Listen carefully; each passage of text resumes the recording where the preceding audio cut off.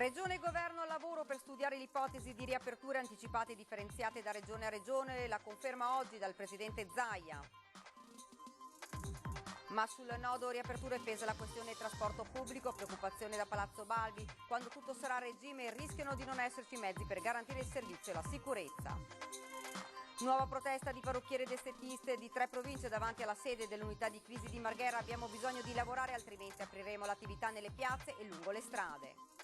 Un altro storico risultato per il network Media Nord-Est, che anche ad aprile si conferma primo gruppo editoriale a livello nazionale. I dati audio del premio Antenna 3 al top in Italia tra le TV locali.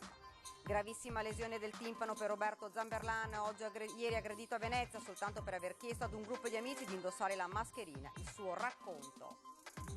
Bagnanti in piscine, clienti nel centro benessere albergo di Montegrotto viola nuovamente le disposizioni governative e il sindaco lo chiude. Il sindaco di Padova consegna il sigillo della città al virologo Andrea Crisanti, il padre dello studio sulla diffusione del coronavirus a Vo. Grazie per il suo lavoro e il suo pragmatismo.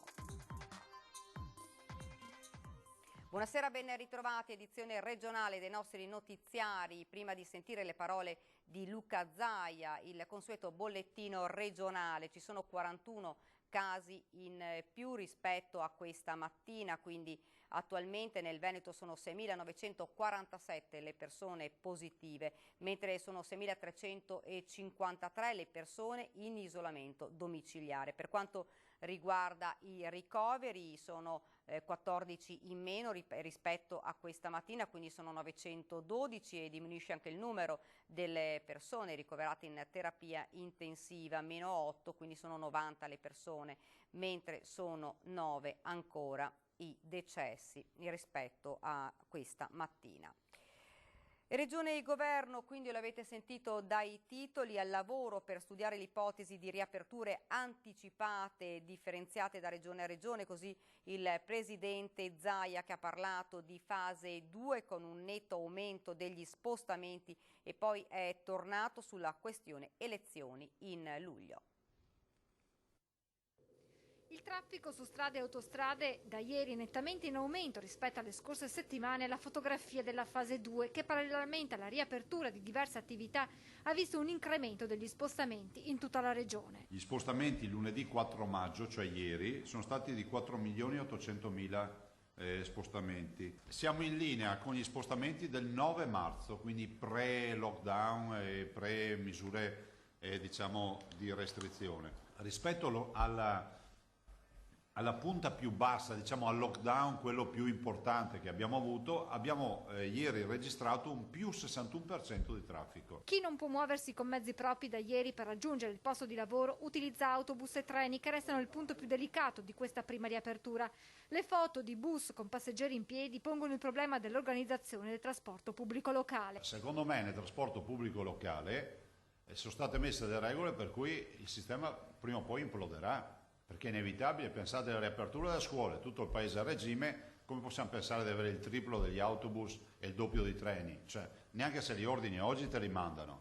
Il rispetto delle regole resta fondamentale da questo punto di vista. Siamo molto preoccupati, ha sottolineato il Presidente Zaia, che ha ribadito ancora una volta come si rischi, se i dati dovessero crescere in modo esponenziale, di tornare alle chiusure. Questo sarebbe un dramma per quelle attività che hanno ripreso e certamente più significativo per chi è ancora fermo, come bar, ristoranti, negozi, parrucchiere, categoria questa che oggi ha manifestato proprio davanti la sede della Protezione Civile a Marghera. Stiamo lavorando e ragionando col Governo affinché le date che si sono ipotizzate ad oggi, che sembra la data, diciamo, limite sembra essere oggi il 18 maggio, siano anticipate. Questo è un ragionamento che stiamo facendo. Siamo anche convinti di un fatto che potrebbe essere l'occasione, e ho visto che il Ministro Boccia ha fatto un'apertura anche rispetto a questo, di dare le competenze in maniera differenziata, no? In maniera tale che le regioni se la vedano i propri territori. Io spero si possa portare a casa l'obiettivo di avere le regioni delegate a decidere nei propri territori. Non è che voglio parlare ancora di autonomia, però anche questa è una forma di autonomia che potrebbe essere utile, visto e considerato che abbiamo capito che le diverse regioni hanno avuto risultati e servizi erogati per la tutela della salute diversi da regione a regione. Intanto oggi 150 docenti, sostenitori della riapertura in sicurezza, hanno sottoscritto una lettera rivolta alle autorità nazionali e regionali per eseguire tamponi di massa perché la ripresa dopo il lockdown non sia effimera. Fare 5 milioni di tamponi, vogliamo dire che ci mettiamo quanto? Prendiamo il Veneto, quando ci mettiamo? 100.000 al giorno? Ci mettiamo 50 giorni a farli tutti. Dopo 50 giorni può esserci uno scenario epidemiologico diverso da quello che abbiamo registrato. Io non sono il contrario, dico bene, bisogna avere una capacità di farli quotidiana, varrebbe la pena anche di spiegare, se si firmano questi appelli, più che altro per non far credere ai cittadini che ci sono quelli che hanno capito tutto e quelli che non fanno niente, di spiegare anche operativamente come si può fare 5 milioni di tamponi in Veneto in maniera agile, veloce e con che tempistica, lo dico, ma lo dico non come polemica. Zaia è poi tornato sul tema elezioni. Stamane audiziona alla Camera del collega della Liguria Giovanni Toti, che ha portato le istanze dei governatori delle regioni che quest'anno andranno al voto, ribadendo la richiesta di poter andare alle urne nella finestra estiva di luglio. Le regioni, a differenza delle amministrazioni comunali che dovranno andare a voto anche loro, hanno qualche incombenza in più. Il tema dei bilanci, il tema della sanità, la salute è tutta gestita dalle regioni, per cui noi non possiamo trovarci in un clima elettorale con le terapie intensive, penso che sia irragionevole, per cui penso che buon senso, ma dal governo arrivano segnali incoraggianti in questi termini, sia quello di andare a votare a luglio, a mio avviso il prima possibile. Si parla di questa data del 12 luglio, nulla vieta che in fase di conversione il governo decida di far presentare al relatore o presenti direttamente al governo un subemendamento, definiamolo così, per modificare il testo originario. C'è attesa a Venezia per la gestione del trasporto acqueo. Vaporetti, soprattutto in questi primi giorni di fase 2, monitorati passeggeri e linee per evitare il caos. Effetto riapertura anche per i vaporetti della CTV. Non possiamo parlare di ressa o di sovraffollamento, però va fatta molta attenzione ai prossimi giorni. I dati sono chiari: nella fascia oraria di inizio giornata, dalle 7 alle 8 per intenderci, quella più usata dai pendolari, i vaporetti lunedì e martedì hanno viaggiato a pieno carico, ovvero con il numero massimo di passeggeri consentito dal protocollo Covid-19, circa 45-55 persone a seconda delle linee. In alcuni casi qualcuno è anche rimasto a terra e ha dovuto aspettare la corsa successiva. I veneziani approvano i controlli a bordo e sanno che gestire le corse senza creare allarme è fondamentale per tenere sotto controllo tutto il sistema del trasporto pubblico in acqua. Ha preso il vaporetto lei per caso? Sì. A che ora? Alle 10 e qualcosa. Era pieno? No, non fanno entrare più di 40 persone, Okay. distanziate da 1 metro una dall'altra. Quindi c'è un controllo attento. E come controllano? Avete visto mezzi pubblici, vaporetti, se sono pieni, magari nelle ore di punta? No. E siamo tutti, devo essere sincero, siamo tutti molto ligi alle disposizioni. Noi è il primo giorno che usciamo. Vaporetti, secondo lei, pieni? Ma vaporetti ne ho visti passare 2 o 3, erano anche abbastanza pieni, più di quanto mi aspettassi, quindi mi aspettavo che non ce ne fossero proprio. Anche barchettine se ne vede ogni tanto passare. Pensavo meno sinceramente, invece vedo che c'è più movimento di quello che immaginavo. Il personale CTV verifica il rispetto delle regole a bordo e sui pontili e tiene conto di quante persone viaggiano sui mezzi per poter analizzare i numeri nei prossimi giorni e capire se nelle fasce orarie più critiche sia necessario aumentare i vaporetti in circolazione, evitando assembramenti e il caos. Tram, autobus e treni alla prova del 9 a Venezia. Aumentano i lavoratori che vanno e tornano dalla terraferma e gli orari di punta sono quelli che sono più a rischio assembramento.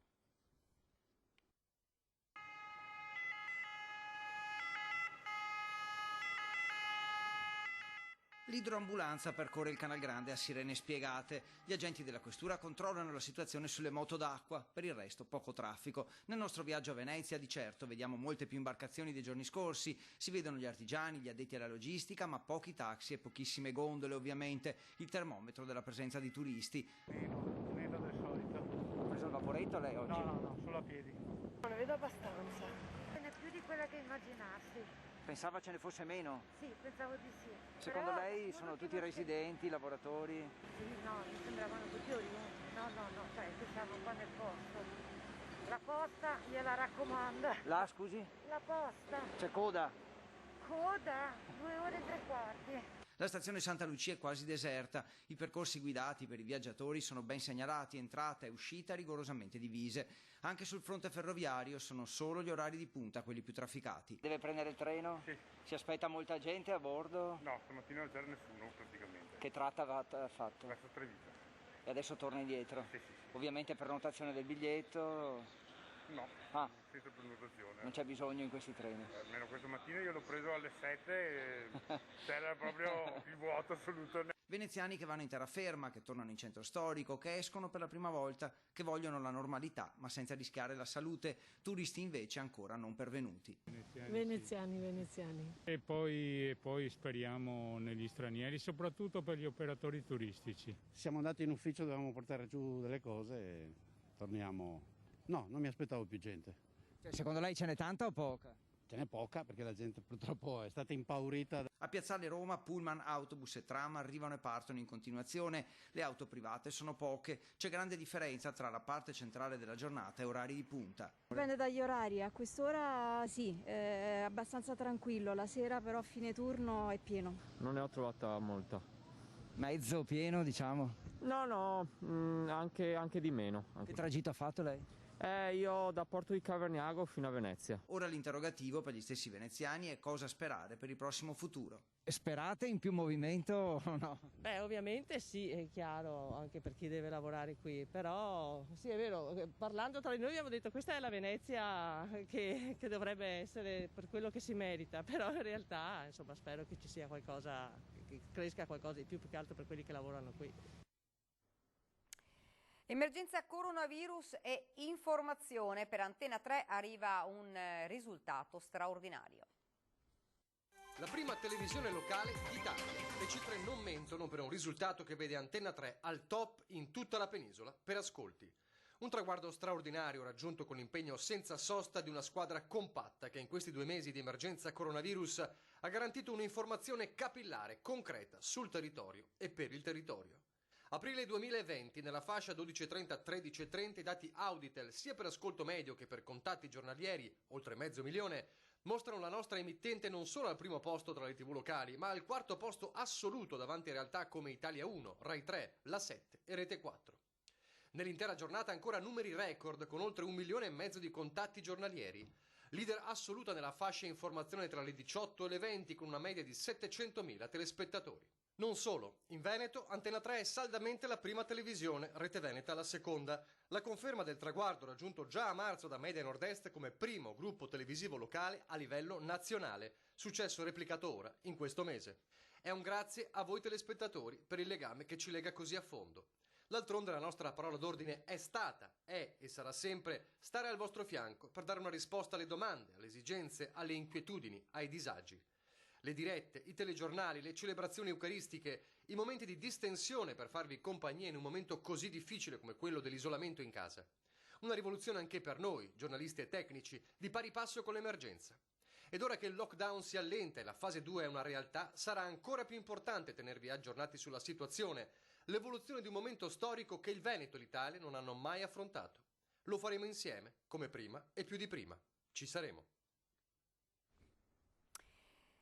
Ed ora a Verona l'emergenza coronavirus fa chiudere il sipario anzitempo ad un altro degli eventi clou della cultura italiana, il Festival Lirico dell'Arena di Verona. Rimanere in stand-by non era più possibile, tutto rinviato all'estate 2021, hanno annunciato oggi i vertici della Fondazione Scaligera. L'Arena avrebbe dovuto riaprire il 13 giugno con la prima di Pagliacci, Cavalleria Rusticana per la regia di Gabriele Muccino. In Veneto i dati del virus sono in calo da giorni, ma lo spazio temporale era troppo stretto per riorganizzare una macchina gigantesca come quella del festival, che sarebbe comunque uscita scombussolata dalle norme di sicurezza. E nuova protesta di parrucchieri ed estetiste di 3 province venete davanti alla sede dell'unità di crisi della Protezione Civile. Abbiamo bisogno di lavorare diversamente, apriremo l'attività nelle piazze e lungo le strade.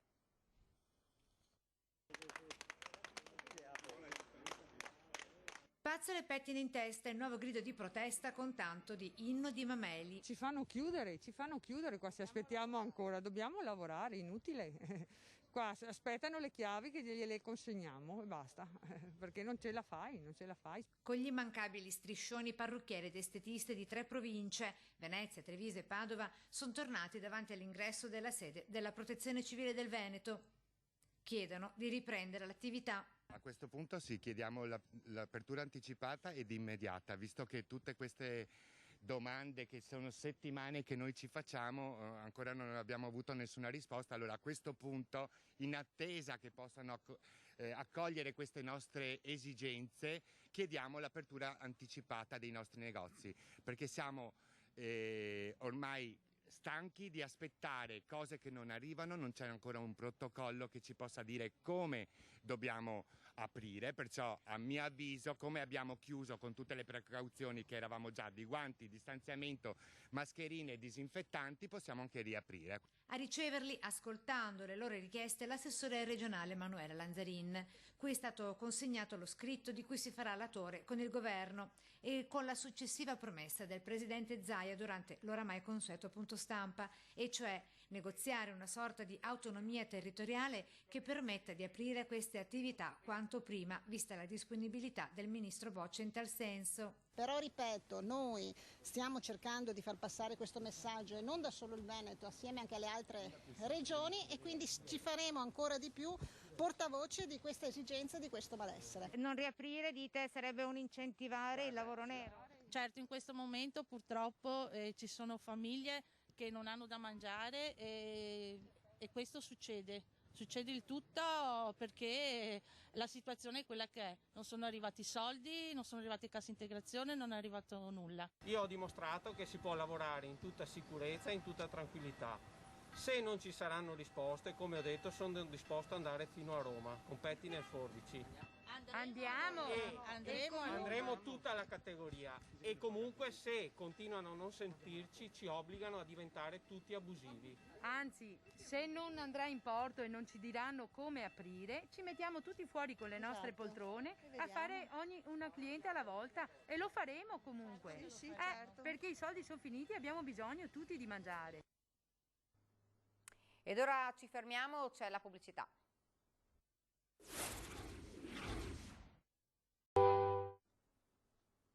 Siamo tornati nuovamente in studio ed ora una notizia: un bimbo di 18 mesi è caduto oggi da una finestra al 4º piano di un condominio nel quartiere di Santa Rita a Padova. Miracolosamente l'impatto non è stato per lui fatale, ma è stato intubato sul posto dal personale medico e poi trasportato immediatamente al pronto soccorso pediatrico di Padova, dove si trova in gravi condizioni.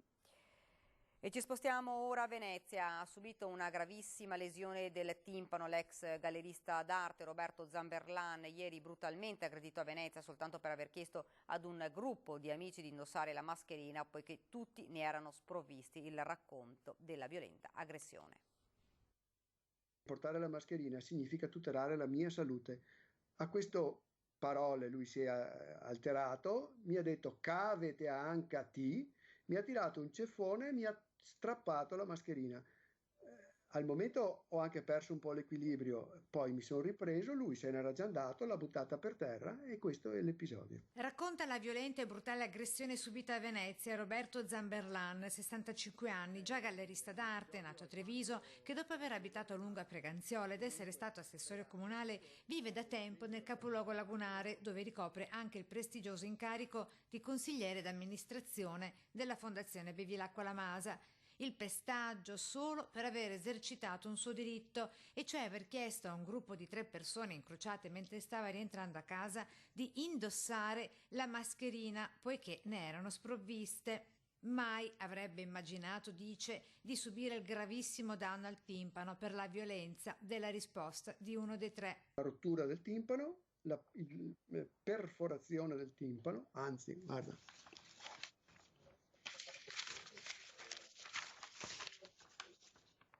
Questo è il mio timpano. All'ospedale L'Angelo dove ho fatto l'audiometria e hanno riscontrato una perdita del 30% dell'udito da questo Noi speriamo, questo dice il medico, che le cose migliorino col tempo, che il timpano si saldi, insomma si richiuda, adesso non so i termini corretti, migliori e guarisca. Però ora, come ora, sono così. Già presentata denuncia contro ignoti.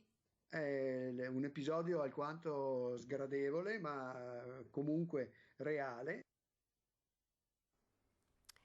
Un hotel termale fa entrare clienti in piscina per cure estetiche. Il sindaco lo chiude per un mese. Trovati i lavoratori senza mascherina. Bagnanti in piscina e clienti al centro benessere in barba alle disposizioni del DPCM. Così il sindaco di Montegrotto Terme, Riccardo Mortandello, ha disposto la chiusura per 30 giorni dell'Hotel Sollievo. Tutti gli ospiti dovranno lasciare la struttura entro 48 ore, le piscine dovranno essere svuotate e gli ambienti sanificati. L'ordinanza è stata firmata dopo la constatazione di ripetute violazioni delle norme anti-Covid che già in aprile avevano portato alla sospensione per 5 giorni dell'attività dell'Hotel Sollievo. Ovviamente la salute in questo momento storico viene prima di tutto e certi comportamenti purtroppo non mi hanno lasciato alternative a questa azione, perché partiamo da un presupposto che il possibile sviluppo di contagi in un albergo termale avrebbe degli effetti devastanti per tutto il settore e per tutto il territorio e questo non possiamo permettercelo. Quindi invito tutti alla responsabilità, anche perché questa ordinanza è stata firmata dopo la constatazione di ripetute violazioni delle norme anti-Covid. Il 3 maggio i carabinieri di Montegrotto e Abano si sono nuovamente ripresentati in albergo e questa volta hanno trovato persone all'interno della struttura senza una valida ragione di cura o di altro tipo e hanno verificato che diversi lavoratori svolgevano le loro attività senza mascherina a distanza ravvicinata e per questo sono stati denunciati assieme all'amministratore unico della società. Il territorio si sta comportando bene, i nostri imprenditori stanno seguendo alla lettera tutte le normative. In questo caso purtroppo ho dovuto fare una cosa che mai mi sarei aspettato di fare. Il sindaco di Padova, Sergio Giordani, ha consegnato il sigillo della città al professor Andrea Crisanti, il virologo che sta studiando la popolazione di Vo. Signor Sindaco, io la ringrazio per questo importante riconoscimento che mi ha consegnato a nome e per conto della città di Padova, una città che in pochi mesi ho imparato ad amare per la sua bellezza, ma soprattutto per l'operosità e il senso civico dei suoi cittadini, per la generosità e la solidarietà che hanno mostrato in questi giorni. Mi hanno veramente colpito e sono sicuro che in questo momento difficile di questa transizione, di questa cosiddetta fase 2, saranno in grado di rispondere alla sfida. E qual è la sfida? La sfida è mantenere la trasmissione bassa. Noi oggi abbiamo consegnato questa città con 3-4 casi ogni giorno, il più basso numero di casi in tutta Italia. Ecco, sta sicuramente ai cittadini preservare questo che gli è stato consegnato. Come?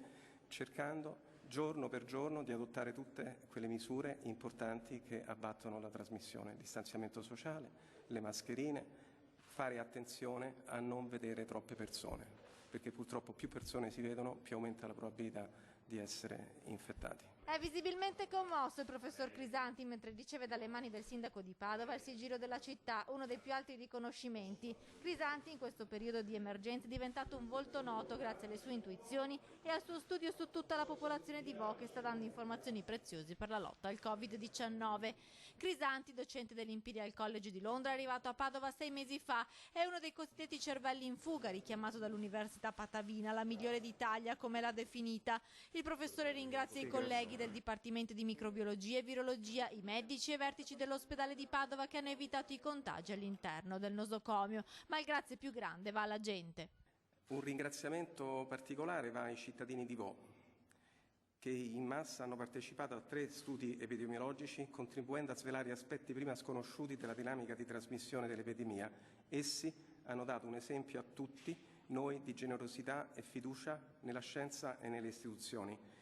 Lei, Rettore, è stata a Vo, sono sicuro che anche lei si è commosso a vedere tutte quelle famiglie che portavano i bambini tremanti a farsi fare il prelievo di sangue. È stata veramente una scena che, se ci penso ancora, mi commuovo. Ringraziare i numerosi amici che hanno fatto a gara per non farmi sentire solo in questi giorni. Un pensiero speciale lo devo alla signora Cristina, una mia vicina di casa, che spesso, quando tornavo a casa la sera tardi, mi ha fatto trovare qualcosa da mangiare, e aggiungo anche abbastanza buono, accanto alla porta.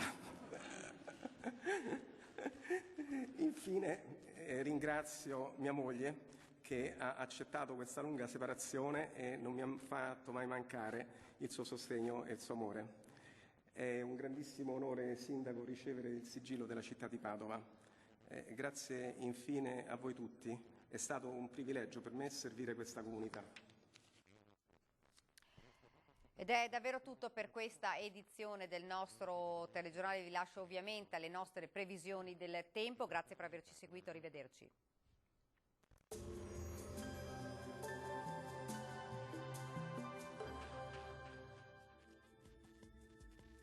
Bentrovati al meteo. Ci attende un'altra giornata con tempo asciutto e stabile sul nostro territorio, ma vediamo il dettaglio di mercoledì 6 maggio con la nostra grafica.